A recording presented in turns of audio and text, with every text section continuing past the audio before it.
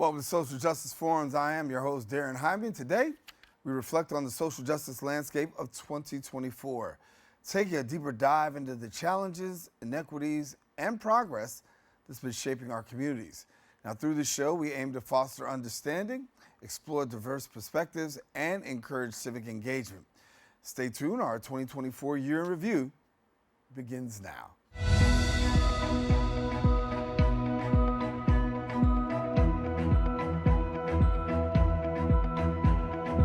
Welcome back. New York City continues to grapple with an affordable housing crisis. And in the Bronx, the struggle is especially pronounced. Despite historically lower median rents, the borough remains one of the most rent-burdened areas in the city, with many residents spending more than 30% of their income on housing that's far above the recommended threshold. While there have been strides in addressing the issue, the magnitude of the crisis demands ongoing efforts and innovative solutions to help meet all residents' needs. Now, recently we sat down with Alex Z. Rivera, who is the Chief Program Officer at Housing Solutions of New York. She shared with us a little bit about the crisis. A lot of people were excited about I want to say the increase that New York City was having in terms of like the life, the vitality, but yet and still in the process of that, a lot of people forced out of their homes, and homelessness is real. Correct. There was a huge spike in homelessness, not just in regards to the migrant crisis, but also native New Yorkers that are constantly faced with rent burdens or affordability to stay in their housing. And so a lot of our resources throughout the city, not just at Housing Solutions, but at other locations, is trying to get people back into permanent housing, right? All of the stipends and availability or options that we had in the city have now been lifted, and so now it's a process of how do we return them back to permanent housing, independent living, so that we can see more New Yorkers be successful. So what has the impact been right here on Bronx residents when you talk about, and New York City residents, I should say, when it comes to this area? So the Bronx is an area actually that is actually more affordable in comparison to other boroughs, right? So you'll see a lot of new developments coming about in the Bronx, which I wanted to bring light to because it's so important for us to highlight the fact that there are a lot of elected officials here. There are a lot of Bronx providers similar to Housing Solutions that are trying to build up new developments, new affordable housing options for persons. However, when you look at the city as a whole, a lot of people are facing this crisis. To pay more than 30, 40, 50, sometimes 60% of your income is a bit egregious, right? So think about it. If you look at your check right now, could you pay 50% of your take-home check just on rent? And that has nothing to do with your utilities, your transportation, anything along those lines. So trying to break some of these cycles so that more Bronxites as well as New Yorkers are able to sustain is the goal. How do you break the cycle, given the fact that it continues to get progressively worse? You've got these increasing rents, you've got the lack of affordable housing, and you've got people out here who say, listen, I'm trying to struggle. And the new homeless person is not the same as the old homeless person, where you are the working homeless these days. Absolutely. So it's a big increase with employed homeless individuals, which is very ironic. Actually, LA was the first area to have that increase, but we have it now too. So when we look at it, the best option is to find permanent supportive housing for persons. New York City is a hard city. Period. There's no way around it, right? That's why only the tough survive, they say. But how do we find resources? And so similar to Housing Solutions, finding a permanent supportive housing, giving them the options that they need.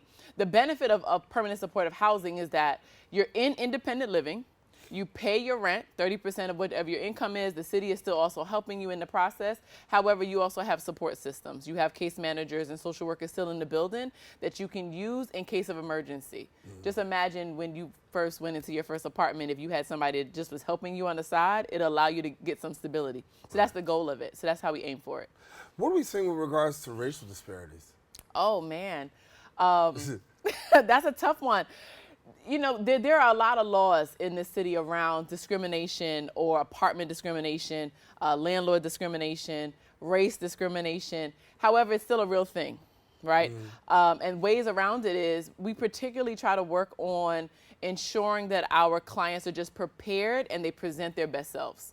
That's the only way to get around it, right? Whatever your bias is as a person, we really can't control that. But what I can control is that when a client goes out and they're interviewing for this apartment, that they're presenting their very best self. They don't need to be connected to a stereotype that allows them to be boxed in and stay being unhoused. The goal is always to get them housing. So how do I do that? I make sure that they have appropriate clothing. I make sure that they're presenting well. I make sure that they're able to articulate themselves on the interview, so that way they can't get discriminated against, right? And that's the only way around it. But everybody outside has their own biases. As you look right now, obviously things from your perspective, worse, better? You know, ironically, I think it's getting better, right? We were in a major crisis, a humanitarian crisis around 2022, 2023. As many people know, with, the bus loads coming in, the buses have slowed down a bit. And so that allows us a little bit more time. The city is very responsive as it relates to vouchers, opportunities, finding of resources. The shelter system as a whole is also more comprehensive, particularly at Housing Solutions. We try to overcome as many barriers as we can, hopefully all of them, right, before putting a person back into housing, because it's not just about putting you in a house. Right? If you're addicted to drugs, me putting you back in a house would not necessarily sustain you. It might put you right back into shelter. But at Housing Solutions, we want to try to ensure that when we put you in a house, you can sustain and have longevity, right? Because in my opinion, you cannot eradicate homelessness 100%. There are natural disasters. You can't stop Mother Nature from doing whatever she does at the time she wants to do it. Right. And so when you look at stuff, or just freak of nature, right? If an electrical fire just happens, or bad wiring. So those kind of things are always going to happen. So there always will be a small spat of homelessness regardless. However, what we can do is try to make our city a little bit more affordable for the middle class and for the lower middle class, so that they can be able to sustain in some level of housing. That's safe. Yeah. That's also the key part. Safe is big. Yeah, safe is it's big. huge. And when we talk about transitional housing, how many people are we finding really going that route of really needing transitional housing? A lot, right? A lot of people do need transitional housing. When they end up finding or battling being unhoused, right? I always tell people, by the time you see them in shelter or you read these shelter numbers, a person has exhausted all other options. Right. They've tried couch surfing, they've tried staying with their boyfriend, girlfriend, mother, father, whatever it is, right? But as you know, a lot of our apartments also aren't that big in New York City, so I can't house you for but so long. And so by the time they get to transitional housing, a lot of them are trying to use it as a mechanism to return back to independent living. Right? But there are some systemic breakdowns or bureaucracies that can kind of keep them handicapped into the system.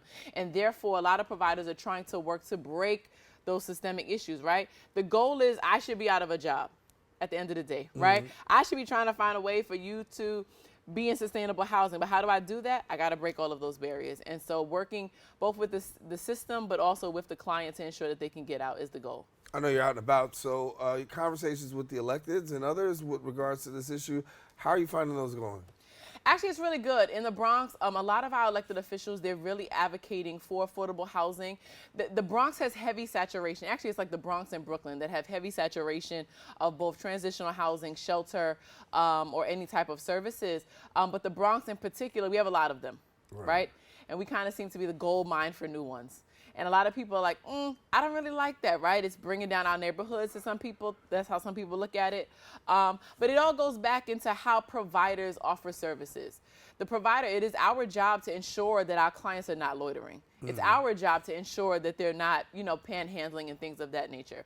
So a lot of times with us, Housing Solutions tries to work with the elected to ensure that at least the programs that I have in the area are not doing those things, because I don't want to be an eyesore. Right. But at the end of the day, people do need services. And so how do we meet in the middle? But a lot of elected officials are champions around affordable housing or trying to sustain affordable housing in the borough in particular. So let's talk about solutions, right? Okay. What are some potential solutions that you see from your perspective that can really advance the ball and really, close the gap here? The biggest one is a lot of people don't know. And it's very ironic to say that, right? I always say to my students, because I teach a homeless class, or even to my staff, I say to them, God forbid you ended up homeless tomorrow. Do you know where to go?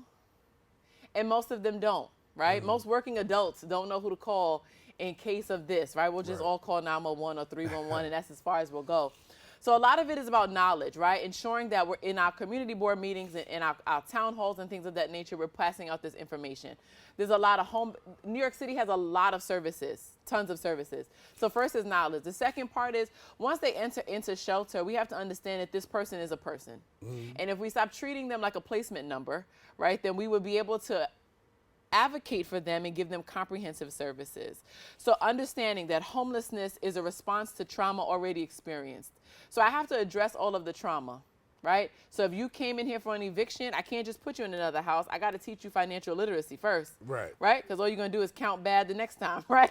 Or if you can't sustain a job, I got to get you some job readiness training and financial literacy, right? Because then you'll just go to work and quit, right? And so all of those type of barriers as a provider, we provide to make sure that you're overcoming it so that when we put you in the housing, please do not come back into shelter. That's the goal. Right. Did you want one and done? One and done, hopefully. Hopefully. But again, the system, unfortunately, sometimes is geared to keep you handicapped or crutched to it. And so again, at Housing Solutions, we try to make sure that, listen, don't look at this as a handicap. Don't let this become part of like your DNA. Understand that this is a temporary thing, right?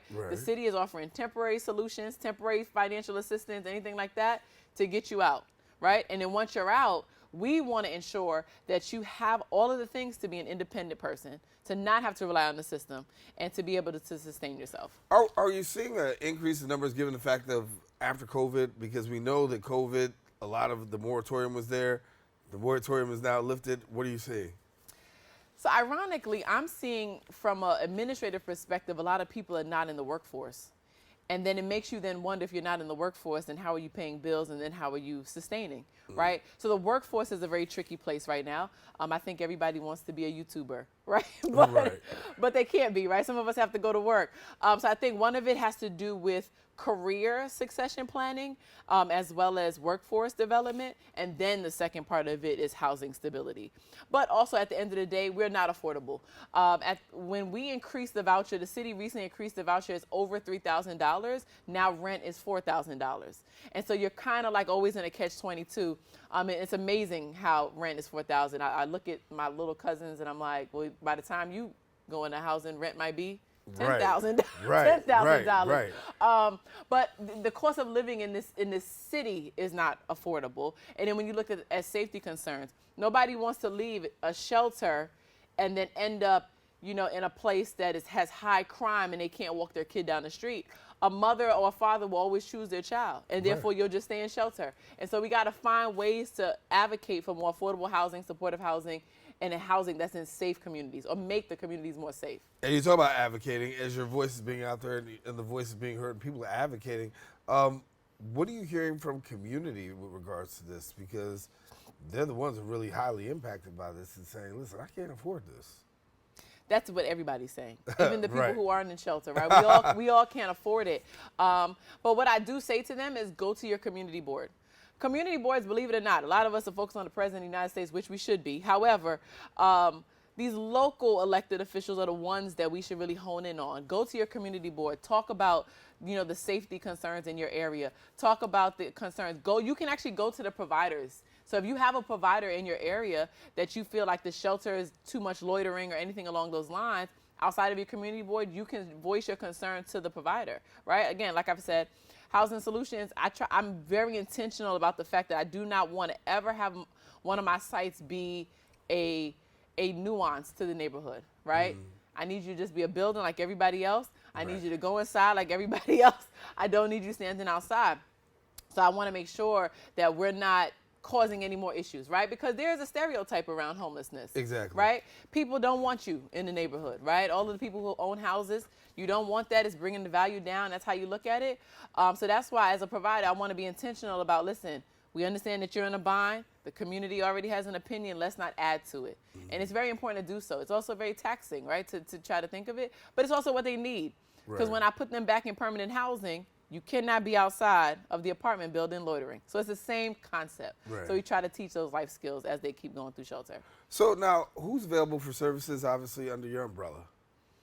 A couple people. So I do have a lot of asylees that are currently in some of my shelters. I have shelters in all 5 boroughs.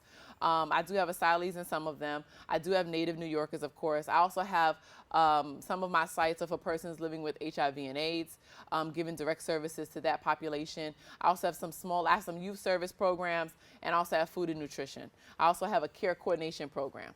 So as you can see, I'm trying to touch every piece of a person before they go back into the community. But everybody can access services. But like everything else, there is an intake center in this city, right? You can't come directly to Housing Solutions, but you can reach out to us if needed. We can redirect you in that regard to who you can go for the intake center and try to get services. A lot of people talk about the red tape and really try to get through the red tape just to be able to get through the door. How do you view that process? Does it need some more streamlining?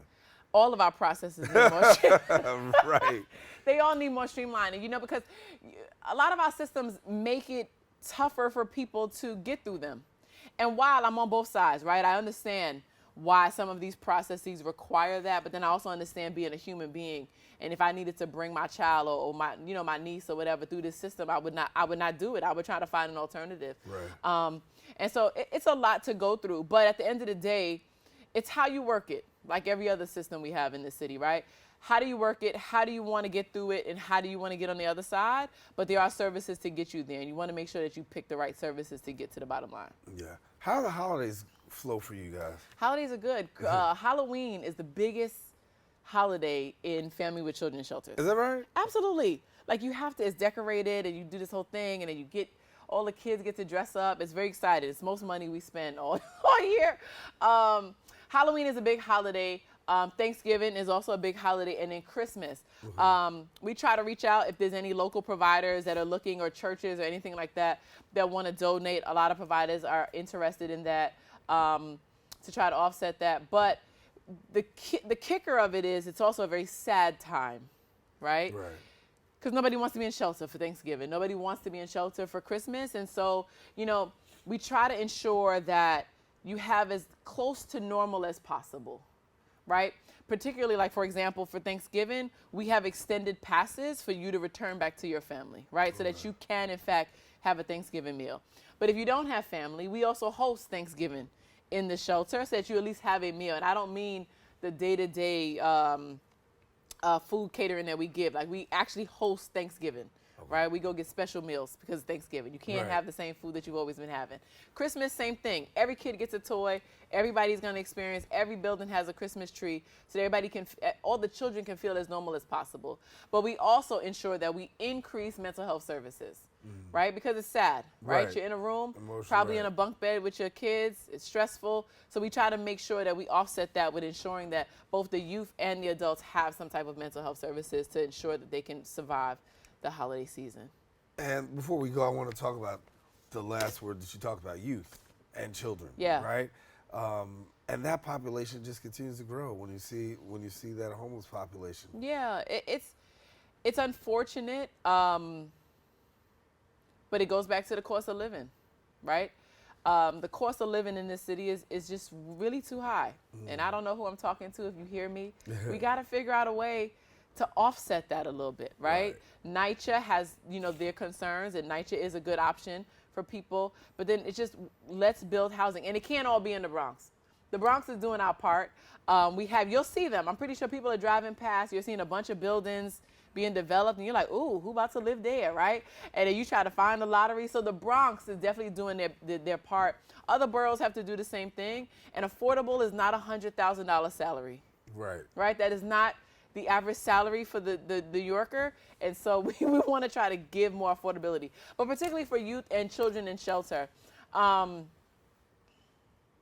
we need support of community organizations that can help us, right? Even though we have recreation in the shelter or in the shelter, we also can benefit from churches opening their doors too. We also can benefit from other youth providers allowing us to give space for youth because it's tight, right? You can't run up and down the hallways in a shelter. You're just in the room with your mother. Who wants to do that, right? So it's like if we can have the community support as well, that would be great because there is a direct impact of a youth living in shelter that can potentially contribute to generational homelessness, but it also can contribute to them ending up homeless later down the line. And so in order to combat that, we want to try to offset it with community resources. We do have, at Housing Solutions, we have a Connections to Cares Building Resilience in Youth program where we're being very intentional with our youth about mental health stability and community engagement, because we don't want you to be the adult in shelter, right? So we want to try to help you navigate that. But there's a lot of services there too, but just making sure we hone in on them directly. Dr. Alex Rivera, we're going to leave it there. Thank you so much for joining us. Nice being here. Yes, she is the Chief Program Officer of Housing Solutions of New York. Now, if you want more information, go ahead and visit the website or the social media that you saw on the lower third. We are taking a quick break, but guess what? We'll have more right after this.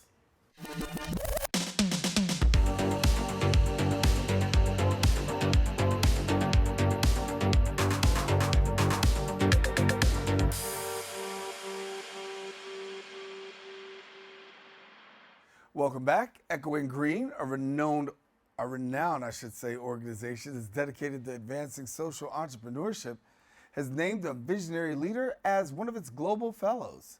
1,000 More is an initiative that's focused on expanding civic empowerment for marginalized communities and is actually spearheading change through an innovative app.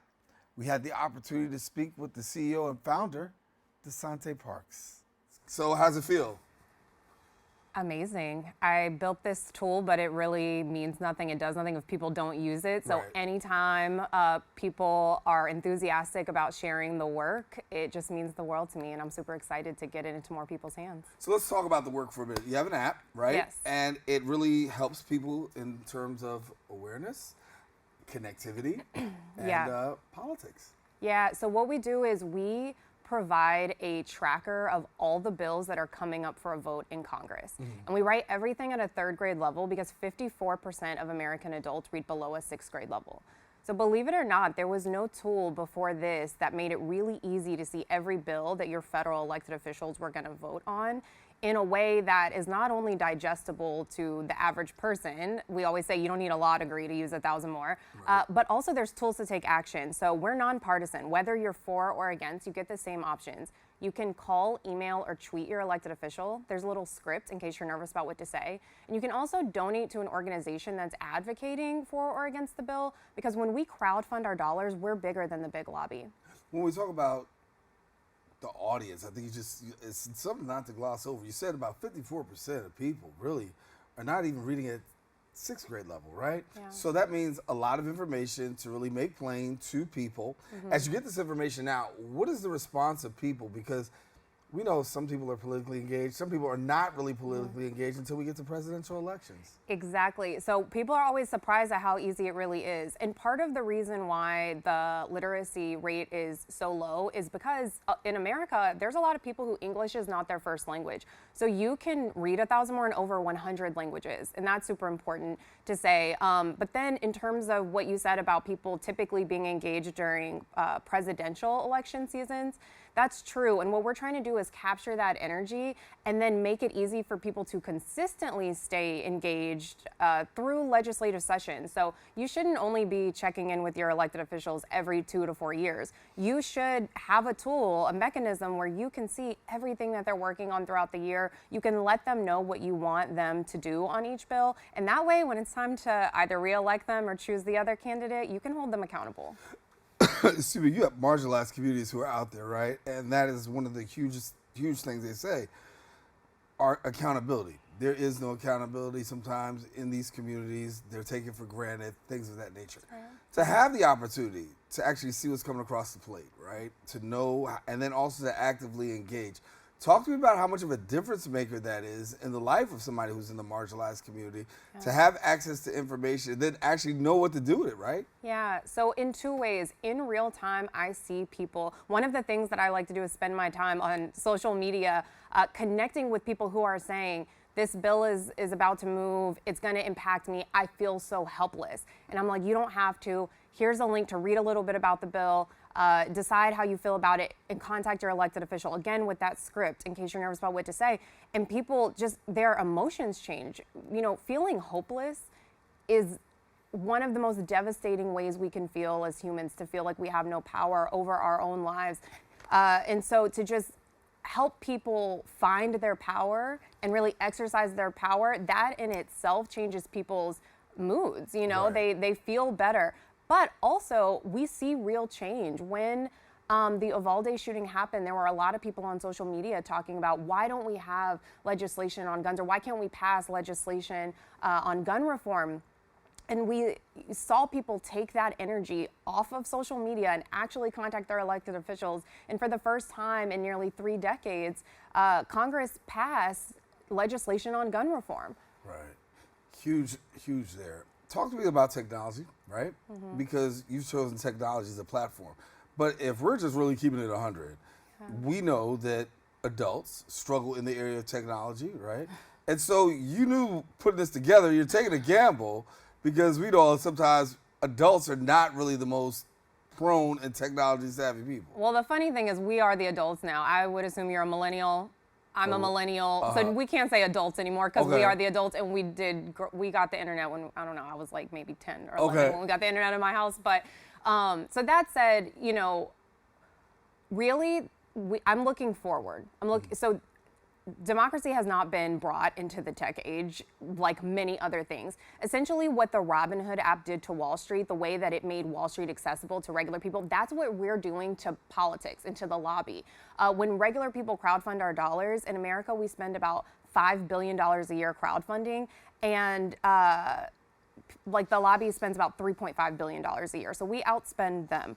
And so when we crowdfund our dollars, we can really tip the scales. And in terms of, you know, people being able to use the technology, it's very user friendly. And I would say at this point, most people, even my mom, can use this. Now, my grandma, I showed it to her. She said, I don't know what I'm looking at. Right. But my mom is, well, she wouldn't want me to say her age, Right. but she can use it. And so she's very comfortable. She's very comfortable using it and doing what she does. Talk to me about misinformation, because that's huge, right? There's a lot of misinformation that goes out there. How do you do a good job of disseminating what is and what is not? We hear a lot, we see a lot. Social media, you know the drill.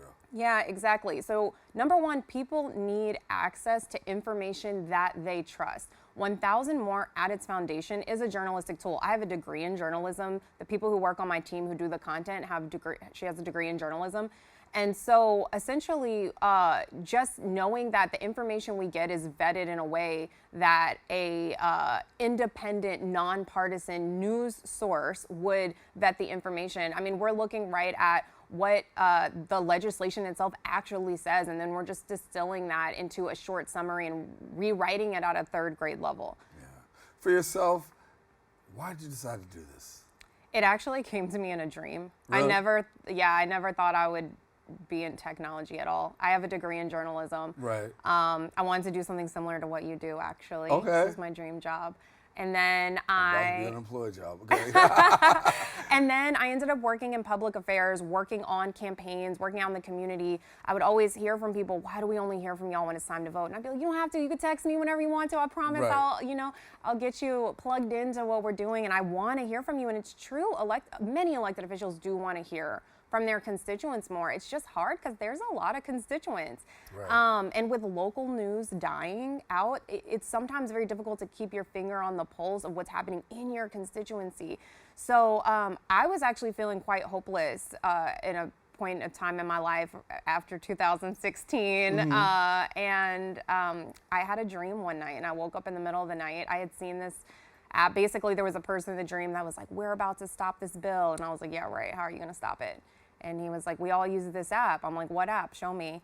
He showed me the app in the dream, and I woke up and promised God I would build it. I built it. I got into Echoing Green, and now I get to be here sharing the idea with you. Right. My gosh, so that's an amazing story. So when you put your team together, talk to me about how did you get your team together? Yeah, well, so the first thing is I don't have any tech background. So the first thing is I had a mentor that gave me really good advice. She said, tell everyone who will listen what your idea is, because most people are scared someone's going to take their idea, but most people can't even execute their own visions.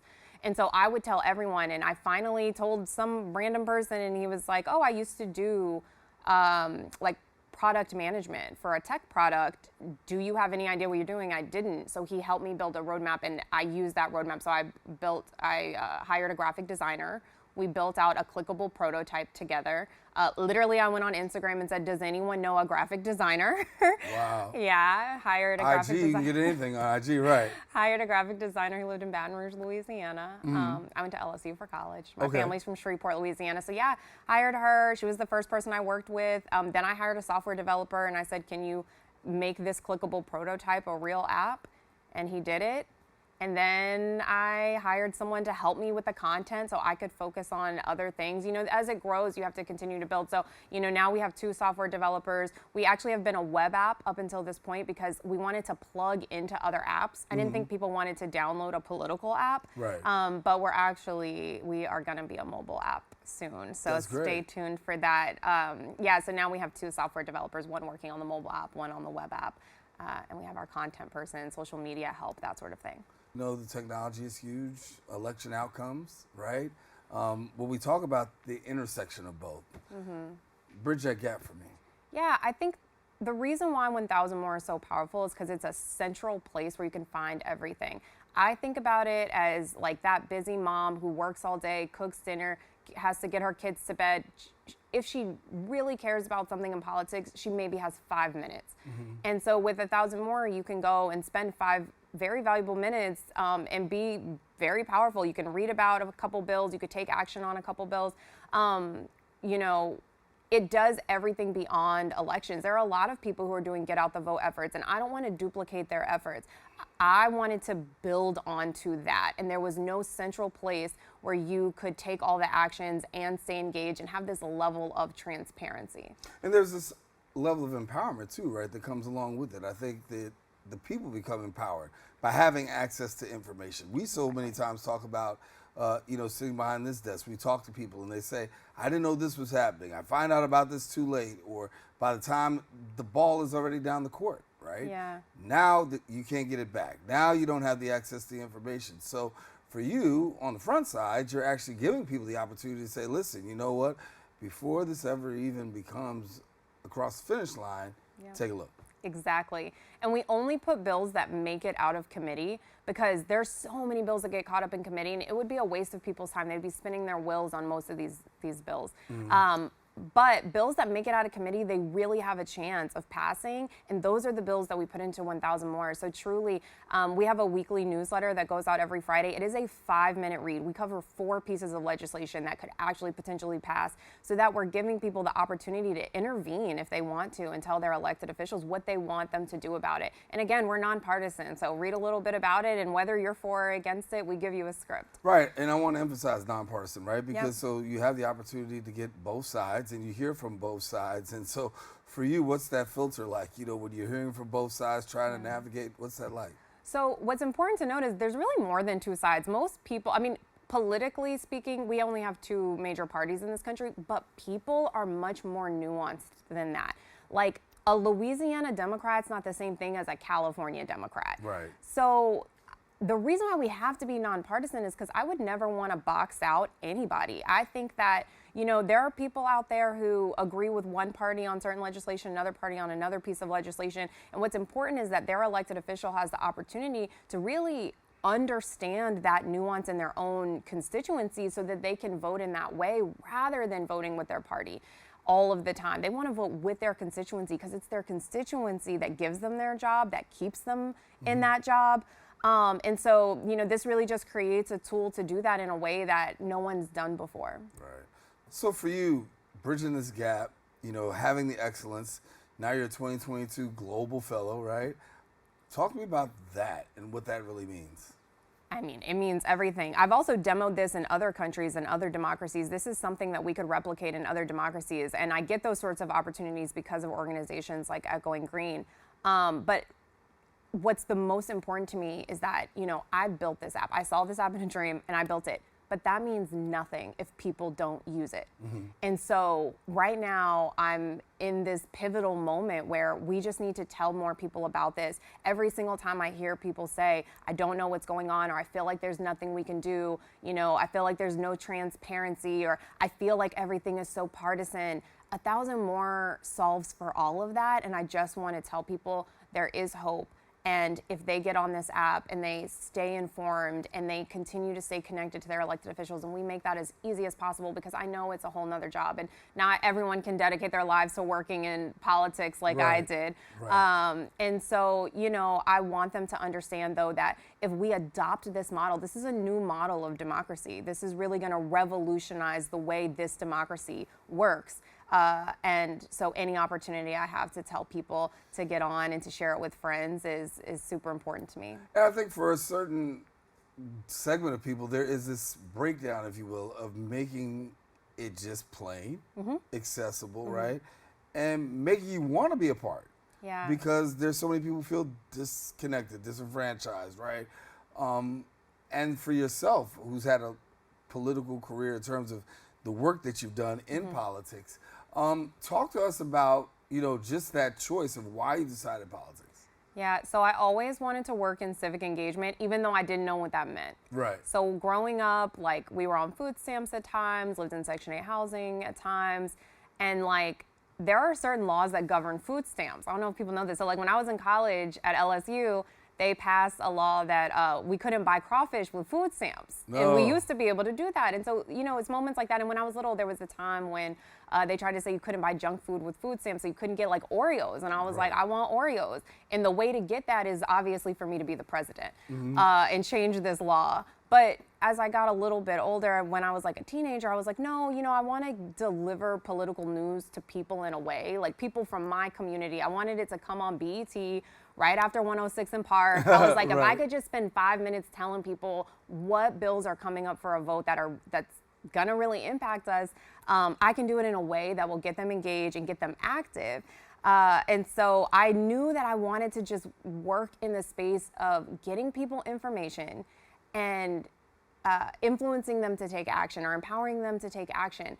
And then as I did the work, I realized it's really not that easy. There weren't great places for people to get transparent news in a way without all of the fluff. Like, just straight up, what is the bill about? Give it to me in a paragraph. Like, no jargon, no legal language, just give it to me straight. And there was no real easy tool to take action on this stuff. Especially that crowdfunding piece, which I do think is really important, whether people want to use it or not, because it's not just about the money, and this is free to constituents, and it always will be. So, you know, I ended up building this tool because I wanted to do civic engagement specifically, and I always knew I wanted to do that because I just understand that politics impacts our lives, and people from where I'm from don't always make that connection. Right. Well, Deshante, we got to leave it here. And I want people to know you can get connected. 1000more.org, that's the website, right? Yep. What else do you want them to know? Well, first 100, because people do get confused with that. So yeah, the numbers. But I just want people to know that, you know, there is hope, and though it takes some time, we can start now. And there's so much energy that truly I know that if you start to get engaged and you tell your friends, you tell your family, that we will see this country turning toward actually answering to the people, because I understand that right now it doesn't. It doesn't. All right, Deshante Parks, thank you so much for being with us. Thank you for having me. All righty. Listen, we're taking a quick break, and guess what? We'll be back with more right after this.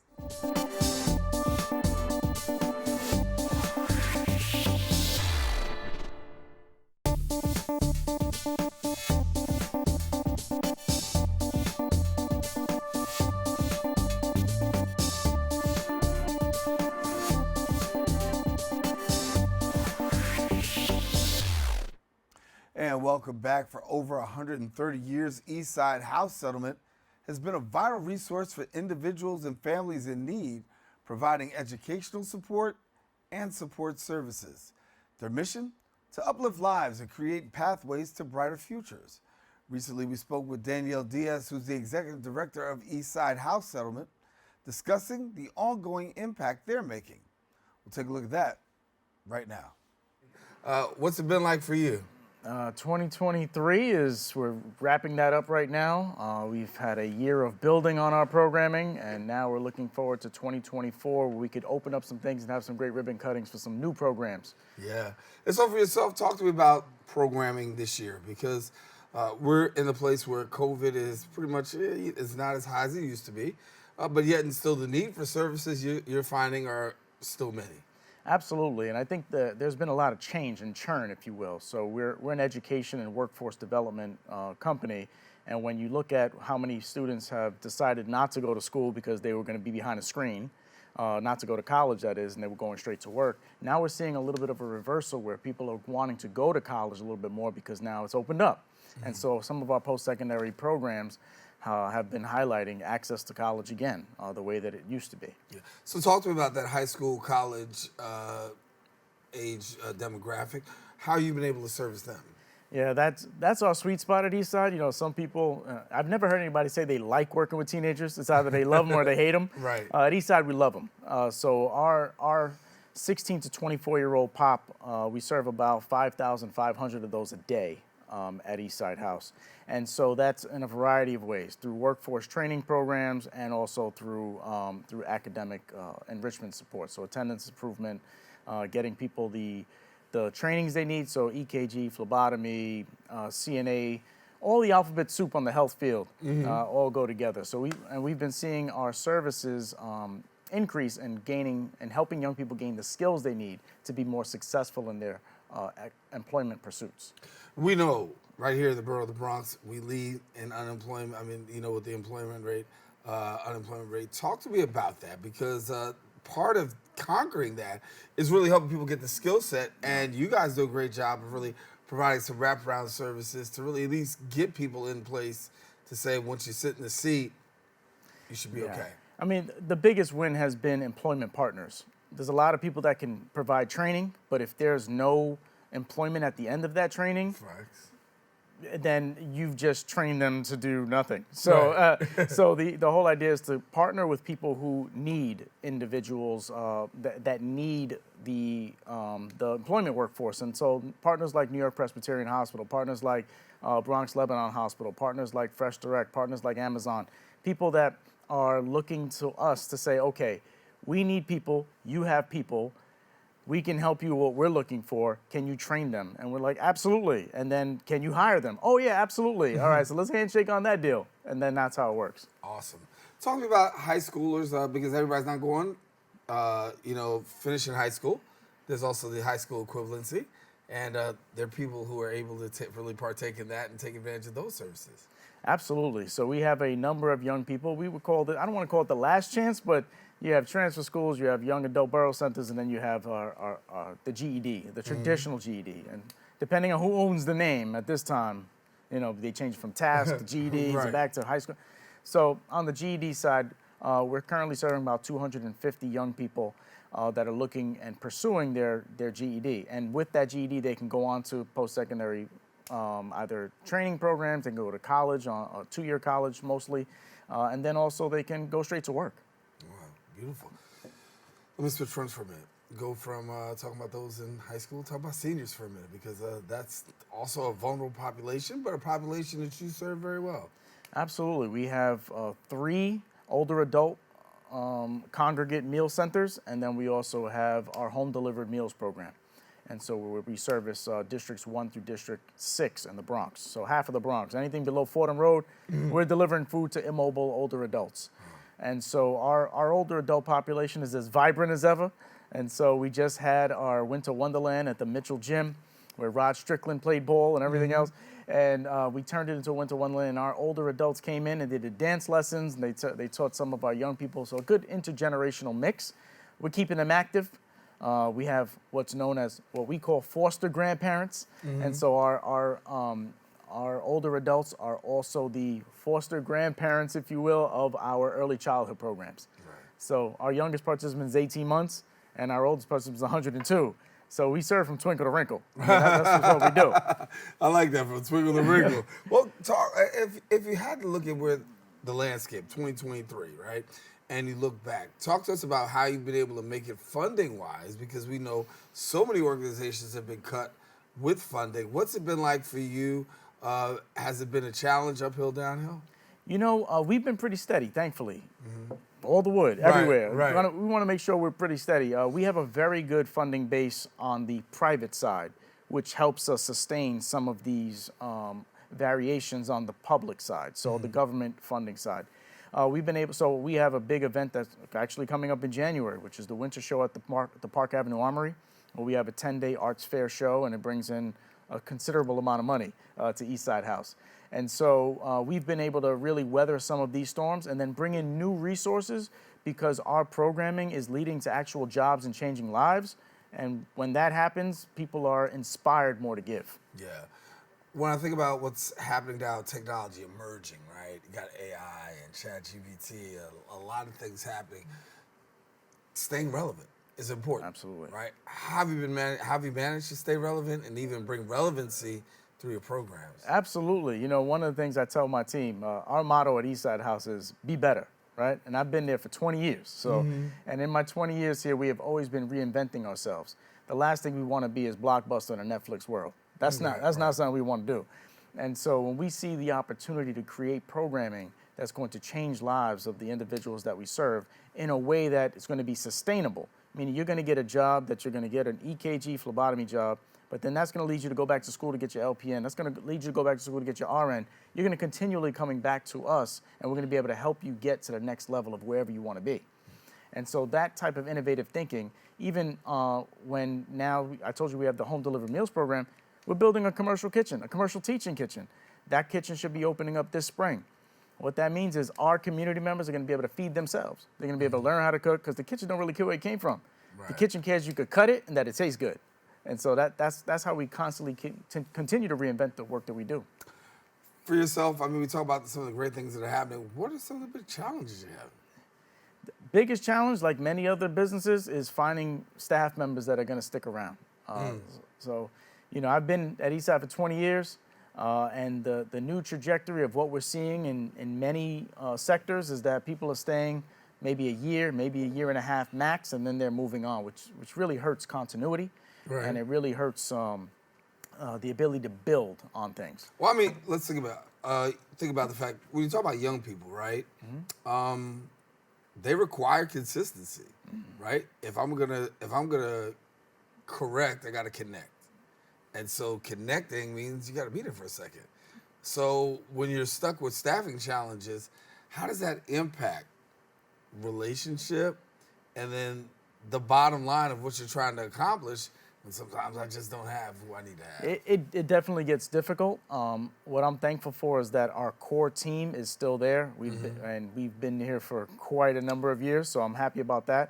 It's the newer ones that are coming on that are falling off a little bit more rapidly, and so that's been a big struggle. And then also reinforcing and telling the young people that even though said person is not going to be there anymore, we have somebody else, and then their leader that's been there for 10, 15 years is still there. And so we can still show them a level of consistency even when things are tricky. Yeah. Being at an organization 20 years, that's enough to... I had a lot more hair back then, bro. I mean, I think we all... I had Danny two combs. Listen, I was good. I won't show you the old pictures of me back here. I had hair, had a high top fade. They can probably find it. I don't want to bring it out right now. But listen, when you look at 20 years obviously is a long time. You've weathered some challenges and some changes. Right. As you look towards the future right now, what do you set your eyes on? Well, we set our eyes on our innovative programs. I set my eyes on, being here, what the next 20 years is going to look like while I'm here. I'm not looking to leave anywhere. I'm looking to build on what we've done. So you have the commercial teaching kitchen that's coming. And then we just got approved on October 12th for our charter school. Oh, so awesome. Eastside House is starting our first charter school. That's going to be the first of its kind, where it's going to be a career technical education school for teenagers, so 9th to 12th grade, a high school, and it's going to be focusing on the medical field. And I say this with all sincerity. That's our first charter school that we're going to start. There will be others. And so the idea would be to bring workforce, to bring employment opportunities into the high school realm, to teach young people what the value of work is, so that hopefully when they leave our school, they'll have a diploma in one hand, a job offer in another, and be able to then fulfill their family's dreams.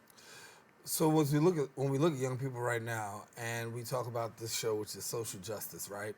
A lot of people say that young people aren't really that engaged and involved, but with a person like yourself, I know you say different. Oh, they're involved, 100%. I think what people lack to give them is the right platform, right? And they don't value their voice. when a young person speaks, sometimes we correct what they're saying as opposed to amplify what they're saying. We'll say, oh no, if you said it this way, it would come out a little bit better. No, they said it correctly. Like, we're gonna help them along the way, but what they said was correct. And so at Eastside, we try to make sure that their voice is amplified. We make sure that their voice, especially when they're getting around that ripe old age of 18, when they're ready to click that ballot, that they are registered to vote, they know where their voting spot is, and in most cases, they're in one of our centers. Right. So it makes it a lot easier, and they know what the issues are. And so when they're informed, that social justice, that it just kicks right in. They become more civically engaged, and they move forward, and it's a beautiful thing. Does it make the difference to have a multiplicity of programs for young people, for seniors? I mean, you're intergenerational, right? Yeah. Does it make the difference when you're talking about community engagement? It does, because we could have great grandma in our older adult centers, getting her food on and getting her dance on and doing La Plena and everything else, and then we could have the great grandchild in our early childhood programs, getting the head start that they need in order to be ready for kindergarten when they go in. And when they go to kindergarten, they could see Eastside House signs everywhere, and Eastside House logo, because they'll see in their kindergarten, in their school, we're in their after school program, we're in the day school program. So it really shows them that we are there every step of the way, and we have something for every single person in the area that we focus in. It will be education, workforce development. We have something for you no matter what your age. Yeah. So for people who want to get connected and find out about the information that you have, be a part of some of the resources that you have, how do they go about doing that? You can go on our website. There is a link that you can click that will go ahead and email the website. And once you're on that website and you email and you see what you're looking for, we'll get back to you within that 24-hour period. Yeah. I want to talk about college access too, because I didn't get a chance to talk about that, because so many people do want to do college, right? And having the opportunity to access college, it's not as easy as it used to be, but in some ways people say, hey, I would have, but there are barriers, and when there are barriers, people just drop out sometimes. They won't even finish the process. Talk to me about college access. We have a bunch of college access staff members that work very tirelessly to decode the system to make it a little bit more palatable for either first-time goers, which is many of our students, or people who just don't have the support at home in order to fill out those applications and then figure out what matriculation really looks like. And so we'll do things like we'll have a FAFSA night where we just go ahead and everybody's doing financial aid one whole night. We're dropping 500 young people in a room, families, whatever it is, and we're just knocking them all out. And so we try to do a lot of creative things to engage people around what the college process looks like. And then we don't just want to help them get in and matriculate and be in that first year. We want to help them persist even beyond. So we stay with them. Our college counselors stay with them for at least their first full year, so they can get all the vocabulary under their belt and that language acquisition, like what's a bursar, like all that other stuff that we know, but they don't. So we're trying to give them that information all the way throughout their first year, and then that would lead to what persistence looks like after the first year. Usually can head to the finish line a little bit easier. Yeah. Before we wrap up, I want to talk a little bit about, when you look out there right now, city, state, budget cuts. Sometimes you hear community centers. Sometimes you hear, senior centers. Now you're cursing at me, bro. Listen, I got to listen. I know we got to talk, but we got to keep it 100, because I want to give the opportunity to you to be able to share, I think, from your perspective, what the loss is when you don't have those programs, or sometimes a center closes down. From your perspective, being there, what does that feel like in the community? Because you got people up there that just sit down and make decisions. Hey, we're not going to do this, right? But sometimes they have no real boots on the ground to know the impact. So as a person who's been there, what's that feel like? A lot of times we try our best for our community members not to feel it as much, but these cuts, they may feel. The cuts that are coming down the pipe, they may feel. And so legitimate cuts, like 15% cuts across the board, which has been touted by the city at the moment, if you're cutting 15% of the budget, it's not just easy to just cut 15% of a staff member. Right. You still have full-time staff members that need to work. You still have part-time. So when you're making these big long cuts because for whatever the reason, maybe the stimulus package is ending, whatever it is on the city front, they're making their decisions. We have to be able to make decisions to show the continuity that we have in the community. And so we try our best to fill in as much as we can with these cuts. But it is really hard. It is really hard to figure out if a community center is being cut, what does that mean for the neighborhood crime statistics? What does that mean for when a young person is struggling and they need the tutoring help in order to pass that next third grade reading test, or to go ahead and get their regents passed and so forth. So all of those pieces come into play when we're talking about cuts. None of them are easy. The state cuts are coming up too next. So cuts are legitimate. They're horrible, but we're trying our best to not let the community feel it as much. Yeah. What about philanthropy? You're seeing a lot more people become philanthropic in these days, given the fact that, there's so many cuts out there, but there are also so many needs. When you talk about food insecurity, you talk about all these things that are going on, homelessness. Are you seeing a rise in that? See, you mentioned something earlier. You said, as we're putting COVID to bed a little bit, and the COVID philanthropic push was huge during 2020. People were just throwing money at them. They were like, that's gone. You get a car. That's gone, right? That has gone. But the mainstay, the people that have been around, the foundation world that has really kept the not-for-profit sector alive is still alive and well, and still giving the money that they need to give. The individual side, we just need to give them better opportunities to give. And thankfully at Eastside, we're able to do that. We're able to come up with innovative programs every couple of years to show them, like, we're not just staying stagnant, we're moving forward. And because we're moving forward, you're gonna move forward with us. And that means your wallet's coming. Right. And so that's how we're able to do it. Yeah. Greatest joy so far in these 20 years? Oh, the greatest joy is when you go to one of our graduations. After all the hard work and everything else, I still remember there was this one young lady, she put on her hat, "My mom crossed the border so I could cross the stage." And when I see stuff like that, you know that the work that you're doing is meaning more than what you thought it was. And so some of my greatest joys have been seeing people that have been counted out, people that have been downtrodden, people that said, you know what, those students are never going to make it. We're seeing them make it. We're seeing them do well. We're seeing them. They're the ones that are pushing me around in the hospital if being the transporter. They're the ones that are doing it right now. They're the ones voting for our next legislators, and they're the ones that are going to, quite frankly, take care of us when we old and gray and can't do it. Right. Greatest. Talk about greatest accomplishment. Talk about the greatest tragedy. See, the greatest tragedy is difficult to say which one is higher, but I'll just say that we weren't able to come up with as many programs as we thought we could in a certain amount of time to combat the issues that COVID brought. We had a lot of loss during COVID. Staff members we lost, staff members' families we lost, families of our young people we lost, and so it was very difficult. And especially when everybody's telling you to get away from each other and to stay away and stay away. In a social service business, without the social, it just didn't work. And so that was a horrible tragedy for us during the pandemic. Yeah. And that brings us to the end of this episode of the Social Justice Forum. We hope that you found the episode insightful as we reviewed this year's efforts to advance justice as well as equity.